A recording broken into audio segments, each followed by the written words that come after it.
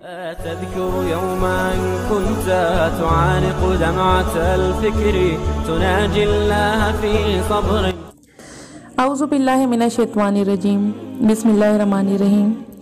Video کے آغاز میں آپ سے گزارش کرتی ہوں کہ ایک دفعہ درود پاک پڑھ لیں، اللہ آپ پر 10 مرتبہ رحمت فرمائے گا۔ حضرت سیدنا ابو بکر رضی اللہ تعالیٰ عنہ سے روایت ہے کہ ہم اللہ کے رسول کے پاس تھے۔ اس دن سورج کو اللہ تعالیٰ نے اس کیفیت میں کر دیا کہ اس کی روشنی کو سلب کر لیا، سورج گرہن ہو گیا تو حضور اکرم صلی اللہ علیہ وآلہ وسلم فوراً کھڑے ہو گئے اور اپنی چادر کو گھسیٹتے ہوئے چلے، یہاں تک کہ مسجد میں داخل ہو گئے۔ ہم بھی آپ صلی اللہ علیہ وآلہ وسلم کے پیچھے داخل ہوئے۔ آپ صلی اللہ علیہ وآلہ وسلم نے 2 رکعتیں نماز پڑھائی، یہاں تک کہ سورج پورا روشنی سے بھر گیا تو اللہ کے رسول صلی اللہ علیہ وآلہ وسلم نے فرمایا، لوگوں، سورج اور چاند کسی کی موت کی وجہ سے انہیں گرہن نہیں لگتا۔ جب تم ایسی کیفیت دیکھو تو فوراً نماز پڑھا کرو، دعا کیا کرو جب تک کہ یہ سیاہی دور نہ ہو جائے۔ ناظرین، آپ کو ویلکم کرتے ہیں اسلام میری پہچان یوٹیوب چینل پر۔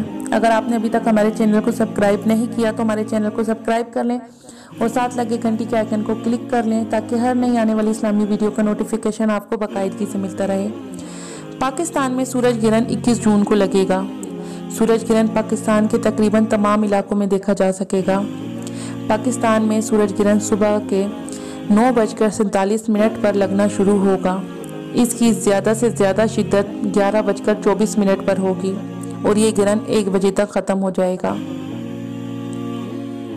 نماز کسوف سنت موقدہ ہے۔ جب بھی سورج کو گرہن لگے تو امام کے پیچھے 2 رکعتیں پڑھیں جن میں بہت لمبی قرات ہو اور رکوع اور سجدے بھی خوب دیر تک ہوں۔ 2 رکعتیں پڑھ کے قبلہ رو بیٹھ کر خوب اللہ تعالیٰ سے دعائیں مانگیں، اللہ تعالیٰ سے استغفار کریں، توبہ کریں، یہاں تک کہ سورج صاف ہونے تک اللہ تعالیٰ سے دعا کرتے رہیں۔ جب بھی گرہن لگے تو 3 کام لازمی کریں، وضو کر کے نماز کسوف ادا کریں، صدقہ دیں، یہ اللہ تعالیٰ کے غضب کو بجھاتا ہے، بری موت کو دور کرتا ہے۔ قیامت کو یاد کریں جس دن یہ تمام سورج اور چاند اللہ تعالیٰ کے حکم سے ختم ہو جائیں گے۔ ناظرین، اگر ویڈیو پسند آئے تو ویڈیو کو لائک اور شیئر کرنا مت بھولیے گا۔ نیکسٹ اسلامی ویڈیو کے ساتھ پھر حاضر ہوں گی، تب تک کے لیے اللہ حافظ۔